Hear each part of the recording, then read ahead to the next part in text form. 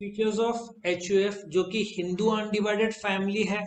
इस वीडियो में मैं बताऊंगा ये कितने मार्क्स का क्वेश्चन है।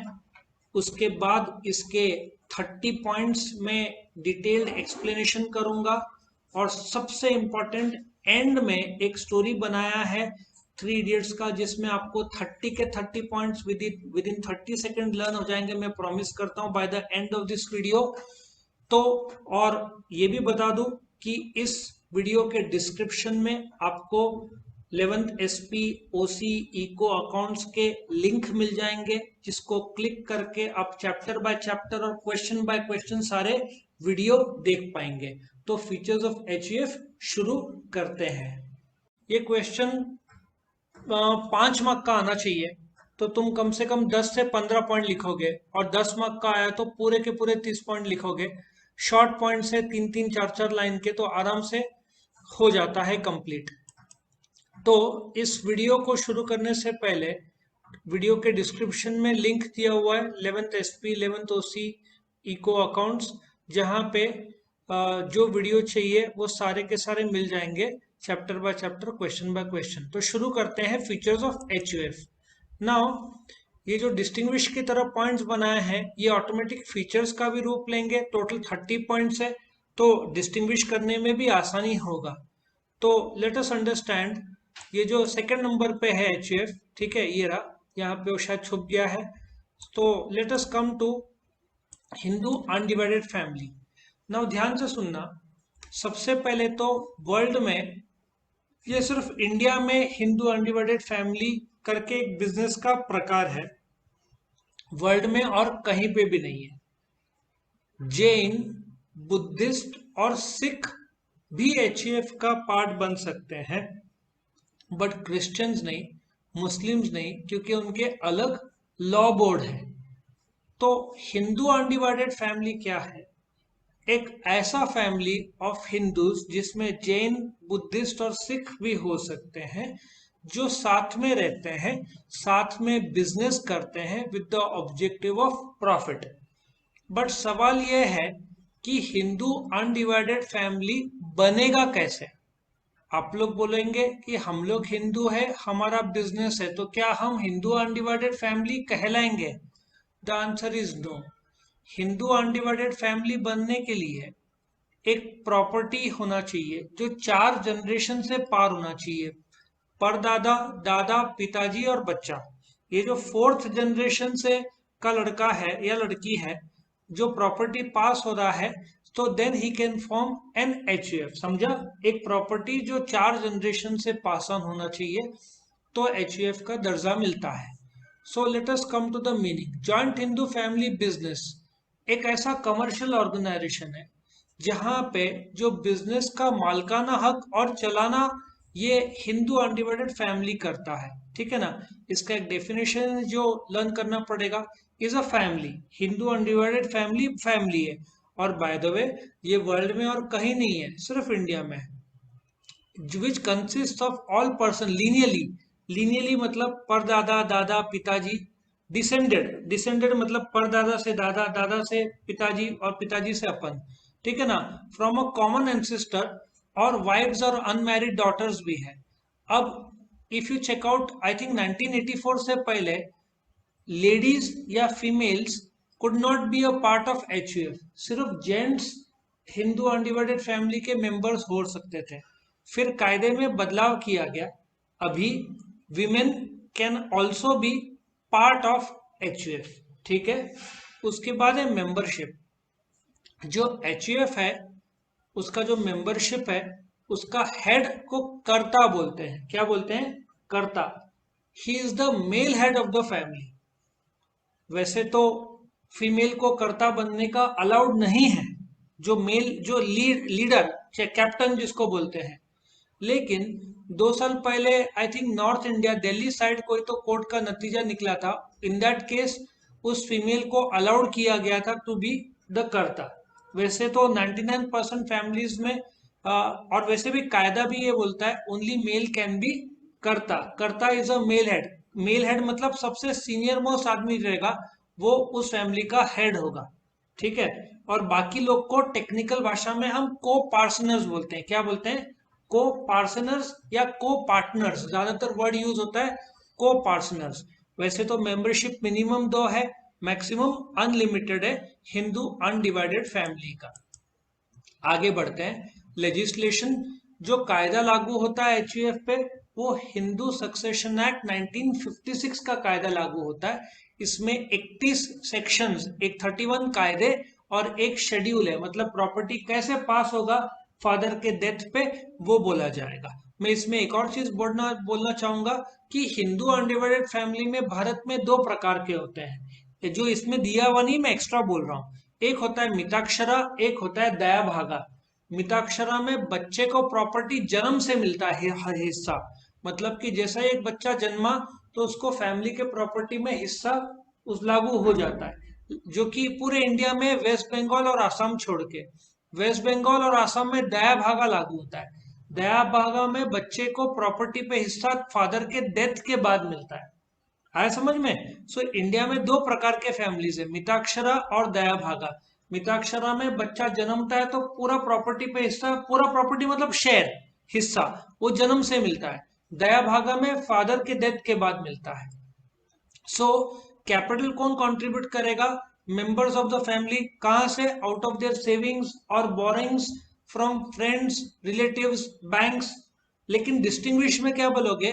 The capital of HUF is more than that of soul trader, क्योंकि सोल ट्रेडर अकेला है और ये फैमिली है, तो फैमिली का कैपिटल सोल ट्रेडर से ज्यादा होगा।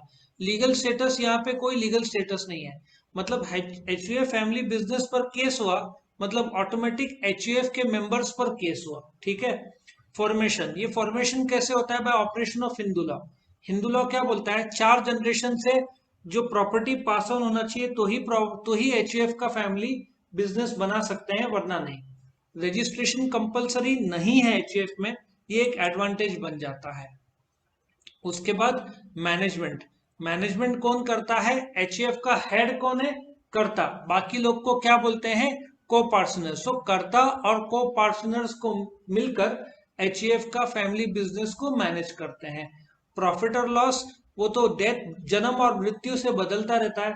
फॉर एग्जाम्पल 4 लोग हैं, 25-25 रुपया हो गया हर एक को, 25%। एक फैमिली, एक को बच्चा होता है तो कितने हो गए मेंबर्स? 4 + 1 5 हो गए। तो अभी प्रॉफिट शेयरिंग रेशियो क्या हो जाएगा? पहले 25 था, अभी कितना हो जाएगा? 20 हो जाएगा। So profit sharing ratio birth और डेथ से बदलता रहेगा। क्योंकि मैं मिताक्षरा स्कूल एज्यूम कर रहा हूं, क्योंकि बर्थ और डेथ से प्रॉफिट शेयरिंग रेशियो बदलता है। बर्थ हुआ तो मेंबर बढ़ गए तो हिस्सा कम हो जाएगा, डेथ है तो मेंबर कम हो जाएंगे तो हिस्सा बढ़ेगा। Decision making. Now Hindu succession act कर्ता को अनलिमिटेड ताकत देता है, जिसके वजह से कर्ता फैसला ले सकता है क्विकली विदाउट कंसल्टिंग एनीवन। मतलब एचयूएफ में जो हेड है कर्ता, वो फैसला लेने का अधिकार है, बाकी लोग को फैसला लेने का अधिकार नहीं है, इसलिए डिसीजन मेकिंग फास्ट होता है। सर फ्लेक्सिबिलिटी का। हाँ। सर बाकी कोई नहीं ले सकता डिसीजन ऐसे जो नहीं मतलब नहीं बड़ा नहीं हो? नहीं नहीं नहीं नहीं नहीं नहीं ले सकते डिसीजन बाकी के लोग। ठीक है। सो बाकी लोग को डिसीजन लेने का अधिकार नहीं है। कमिंग टू फ्लेक्सिबिलिटी, सिंस कर्ता क्विक डिसीजन लेता है और वो अकेला ही फैसला का अधिकार रखता है, तो बिजनेस में फ्लेक्सिबिलिटी है, बाकी लोग को फ्लेक्सिबिलिटी नहीं है। वो लोग तो अकाउंट्स के बुक्स भी नहीं देख सकते। पार्टीशन या बंटवारा हुआ तो देख पाएंगे, वरना उनको अकाउंट्स के बुक्स भी, अब वो कर्ता दिखा है वो अलग बात है, लेकिन कायदा अलाउ करता है कर्ता को कि अकाउंट्स के बुक्स नहीं दिखाए, मतलब टोटल अधिकार किसके पास है? कर्ता के पास है। गवर्नमेंट रेगुलेशन ज्यादा स्ट्रिक्ट नहीं है, क्योंकि एक फैमिली में कितने मेंबर्स होंगे?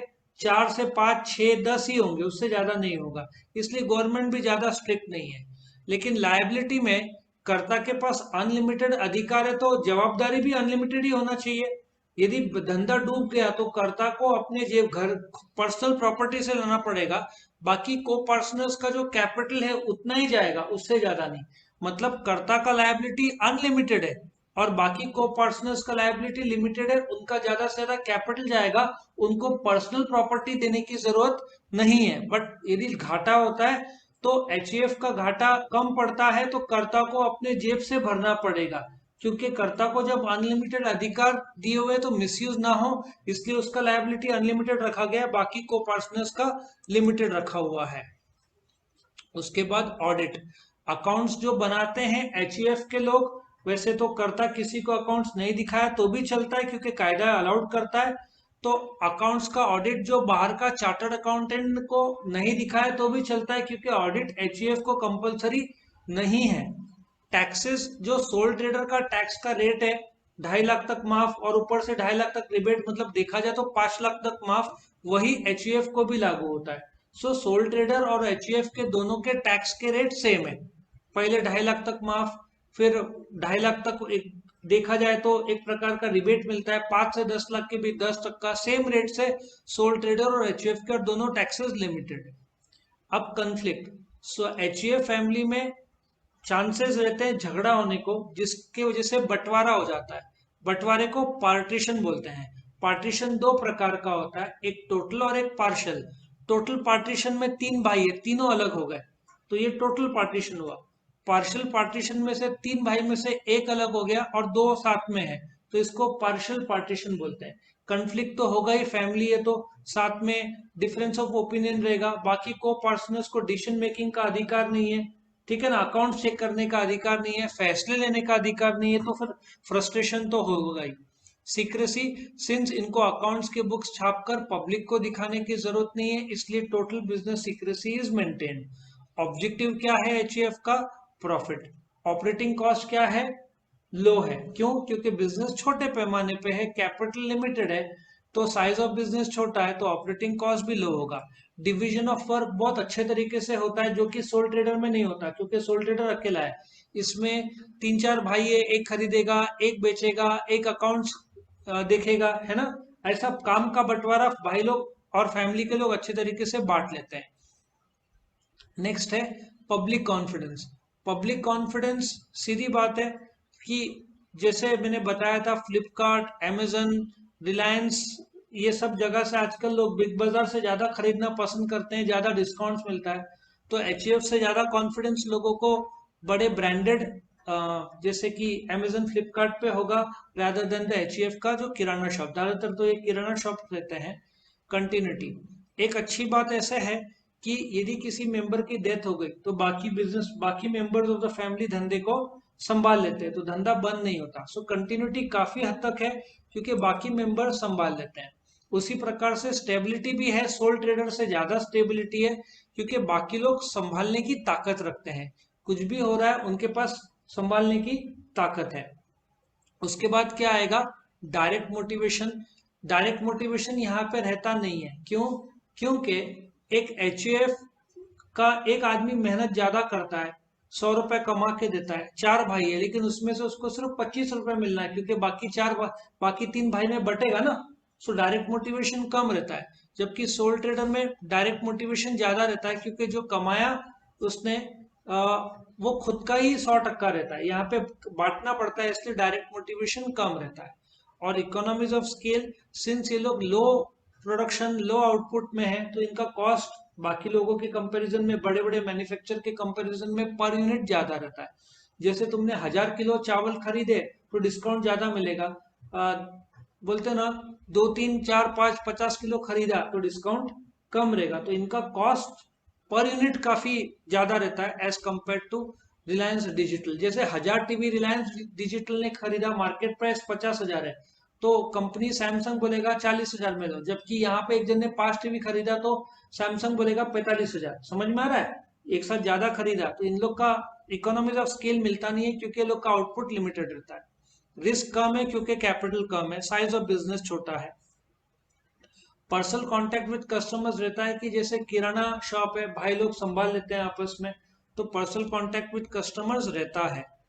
Contribution to society, young members of the family है, सारे के सारे बिजनेस में लगे हुए रहते हैं, तो एक प्रकार का बोलते हैं ना बिजनेस के लिए बहुत अच्छा रहता है। उसके बाद वोटिंग राइट्स। वोटिंग राइट्स पूरे तरीके से रहता है क्योंकि नहीं, पूरे तरीके से नहीं, वोटिंग राइट्स रहता ही नहीं है बाकी को पार्टनर्स को, सिर्फ कर्ता को ही रहता है, बाकी लोग को रहता नहीं है क्योंकि हिंदू सक्सेशन एक्ट 1956 ने अनलिमिटेड ताकत दिया है एचयूएफ को। एग्जाम्पल कोई भी एक फैमिली ले लो जिसमें 2 से ज्यादा मेंबर्स हो, मैंने 4 बोला है लेकिन 2 से ज्यादा भी चलता है। सो ये एचयूएफ का 30 पॉइंट्स थे। सबको समझ में आया? यस और नो? समझ में आया? Very good. तो अभी हम क्या करेंगे, ये 30 पॉइंट्स लर्न करने के लिए मैं एक स्टोरी बताऊंगा जिससे आपको 30 के 30 पॉइंट्स लर्न हो जाएंगे। 3 इडियट्स मूवी का स्टोरी है। तो स्टोरी शुरू करते हैं। ये फीचर्स के आपके सामने टोटल 30 पॉइंट्स आ रहे हैं, ठीक है। अब इस 29 और 1A 1B है, तो इसको लर्न करने के लिए मैंने एक 3 इडियट स्टोरी बनाया है जिससे आपको 30 के 30 पॉइंट्स पूरे तरीके से लर्न हो जाएंगे। तो अभी स्टोरी शुरू करते हैं। ये फीचर्स हुआ। ये फीचर्स में मैंने जो 3 इडियट्स का स्टोरी बनाया वो मैं अभी एक्सप्लेन कर रहा हूँ, ठीक है। मेंबरशिप, लेजिस्लेशन और कैपिटल। अभी 3 इडियट्स का याद रखो, कोई भी डिस्टिंग्विश रहेगा तो पहला मीनिंग, डेफिनेशन और आखिरी पॉइंट एग्जाम्पल के तौर पर रहता है। इफ यू रिमेंबर 3 इडियट्स में जो पहला सीन है वो एक एरोप्लेन का सीन है, वो एरोप्लेन एंटर करता है। So point number, if you check out 1 और जो 1A और 1B क्या है, मीनिंग और definition. Now if you checkup point number 2 membership. अब इसको याद कैसे रखना है मैं बताता हूँ।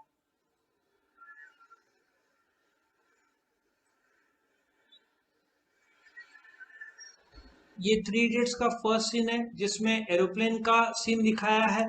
एरोप्लेन में काफी सारे लोग हैं, ऐसा सोचो, उन लोग को मेंबरशिप सोचो। फिर याद होगा फरहान कुरैशी हार्ट अटैक का बहाना करता है, देखा जाए तो कायदा तोड़ता है ना, इलीगल, वो कायदा तोड़ता है। लेजिस्लेशन मतलब कायदा तोड़ के प्लेन को लैंड करवाने को लगाता है। और ऐसा एज्यूम करो कि प्लेन लैंड हो रहा है, ये फरहान कुरैशी हार्ट अटैक का बहाना करके प्लेन लैंड करने को लगाता है। और प्लेन कहाँ पे लैंड होता है? कैपिटल में, ऐसा सोचो। कैपिटल मतलब दिल्ली में लैंड होता है। सो पॉइंट नंबर 1, एरोप्लेन हवे में है, अंदर बहुत सारे लोग हैं, उसको मेंबरशिप बोलेंगे लोगों को, जो यहाँ पे फोटो में मैंने बताया है। फिर फरहान कुरैशी हार्ट अटैक का झूठा बहाना करके कायदे तोड़ के प्लेन को लैंड करवाता है। प्लेन लैंड होता है कैपिटल में दिल्ली, कायदा तोड़ता है तो लेजिस्लेशन। उसके बाद प्लेन धरती में आ गया। अब वापस टेरेस में जाओ, चतुर का सीन याद होगा तो, याद है ना, चतुर और ये लोग दोनों रहते हैं, फरहान कुरैशी और राजू रस्तोगी। वो अपना स्टेटस सबको दिखाता है, कौन? फरहान कुरैशी, और बोलता है मेरे पास ये बंगला है, मेरे पास मोबाइल है और ऐसे फरारी है, ऐसे सब बताता है। सो मोबाइल में ऐसा सोचो, देखो उसका फॉर्मेशन फॉर्म हो रहा है मोबाइल में, फरारी और उसका बंगला, ये जो बताता है। और फिर वो दीवार में लिखता है 5 सितंबर, ऐसा सोचो दीवार में रजिस्ट्रेशन करता है 5 सितंबर का। ये तुम्हारे सामने दीवार का आ गया। सो पॉइंट नंबर 1 क्या था? मीनिंग और डेफिनेशन। 1A 1B बोला है, 1 और 2 भी हो सकता है वो। उसके बाद स्टोरी कहाँ शुरू होता है? प्लेन हवे में है, अंदर बहुत सारे लोग हैं, तो क्या बोलेंगे? मेंबरशिप। उसके बाद क्या होता है? फरहान कुरैशी कायदा तोड़ के प्लेन को लैंड करवाने को लगाता है, कहाँ पे? दिल्ली में, जो कि कैपिटल है। अब धरती पे आने के बाद वापस बिल्डिंग के टेरेस में आ जाओ। अभी चतुर का सीन है। चतुर अपना स्टेटस लोगों को दिखाता है, मोबाइल में उसका फरारी और बंगला फॉर्म होता है, विच इज फॉर्मेशन। दीवार में 5 सितंबर लिखता है, रजिस्ट्रेशन। इफ यू चेकआउट, उसके बाद जैसे मूवी आगे बढ़ता है, रैंचो जो है, ठीक है ना, उसकी एंट्री होती है, जो रैगिंग जब चलते रहता है, तो ऐसा सोचो कि वो आता है और रैगिंग का मैनेजमेंट करता है, ठीक है, रैगिंग का मैनेजमेंट करता है। तो एक को, इफ यू रिमेंबर, शॉक लग जाता है तो उसका लॉस हो जाता है, प्रॉफिट और लॉस जो है, ठीक है ना, उसको एक को शॉक लगता है तो लॉस हो जाता है। पॉइंट नंबर 1 क्या था? प्लेन हवे में है, मेंबरशिप, उसमें लोग हैं। जो फरहान कुरैशी लेजिस्लेशन कायदा तोड़ के कहाँ पे लैंड करवाता है? कैपिटल, बिल्डिंग के टेरेस में। चतुर क्या करता है? अपना स्टेटस दिखाता है। मोबाइल में क्या होता है? फॉर्मेशन। दीवार में क्या लिखता है? 5 सितंबर, विच इज रजिस्ट्रेशन। फिर ये आता है रैंचो, रैगिंग का मैनेजमेंट करता है, एक को लॉस हो जाता है। फिर याद है वो जो सीन जिसमें राजू की माँ बोलती है कि महंगा हो गया, 10 रुपए की भेंडी और 12 रुपए की गोभी। सो भेंडी ड डिसीजन मेकिंग, 12 रुपए की गोभी गो गवर्नमेंट रेगुलेशन। ऐसा सोचो 11 रुपए की फ्लेक्सिबिलिटी। तुमको याद होगा तो कम्मो की शादी में मारुति 800 मांग रहे, which is the liability, liability है ना 10 रुपए की भिंडी ड डिसीजन मेकिंग, 12 रुपए की गोभी गो गवर्नमेंट रेगुलेशन, 11 रुपए की फ्लेक्सिबिलिटी, कम्मों की शादी में मारुति 800 मांगते हैं लायबिलिटी। फिर खुजली वाली रोटी याद है, खुजली वाली रोटी ट ऑडिट और टैक्सेस। सो इसमें देखो ये रोटी बनाती रहती है और खुजली वाली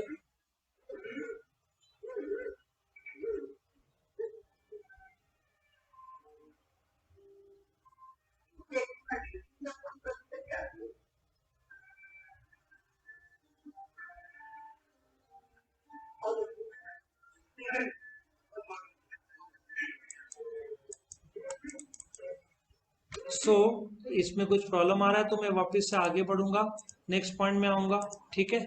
सो इफ यू रिमेम्बर, जो वापस से रिवाइज करते हैं, प्लेन कहाँ रहता है, हवे में, वहां पे लोग होते हैं मेंबरशिप, फिर वो कायदा तोड़कर लेजिस्लेशन कहाँ पे लैंड करवाता है, कैपिटल। फिर टेरेस का सीन, टेरेस में क्या होता है, वो अपना क्या दिखाता है, स्टेटस। मोबाइल में क्या होता है, फॉर्मेशन। दीवार में क्या लिखता है, रजिस्ट्रेशन। रैंचो की एंट्री, वो क्या करता है, रैगिंग का मैनेजमेंट। फिर एक को शॉक बैठ जाता है, लॉस। 10 रुपए की भेंडी डिसीजन मेकिंग, 12 रुपए की गोभी गवर्नमेंट रेगुलेशन, 11 रुपए की फ्लेक्सिबिलिटी, कम्मों की शादी में मारुति 800 मांग रहे लायबिलिटी, ठीक है ना, खुजली वाली रोटी, ऑडिट और टैक्सेस। फिर वो लोग भूखे घर के बाहर निकलते हैं, आपस में झगड़ा करते रहते हैं, कन्फ्लिक्ट, याद है कन्फ्लिक्ट। उसके बाद वो लोग सीक्रेटली एक शादी में एंटर करते हैं, सीक्रेटली। और क्यों, क्योंकि उनका ऑब्जेक्टिव खाना रहता है, सबको भूख लगती है, ठीक है ना, सबको भूख लगी हुई रहती है, तो ऑब्जेक्टिव खाना, देखो कैसा खाना खाते हैं, प्लेट भर भर के खाना खाते हैं लोग, तुमने देखा होगा पूरा प्लेट भर देते हैं।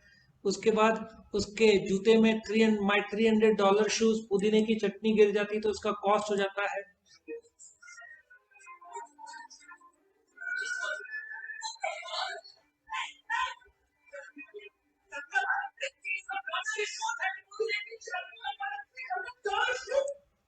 ठीक है।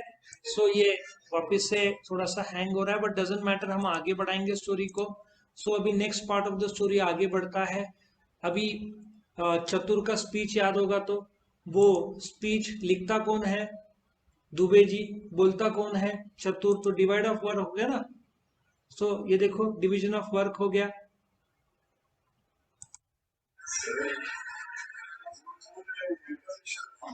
सो division of work, Dubey ji speech लिखते हैं, चतुर भाषण देता है, किसके सामने देता है, लगातार पब्लिक के सामने देता है, और कंटिन्यूसली देता है, पब्लिक के सामने देता है और कंटिन्यूसली देता है, और बोलता है ना अपने आप को इस काबिल बनाया है, याद है।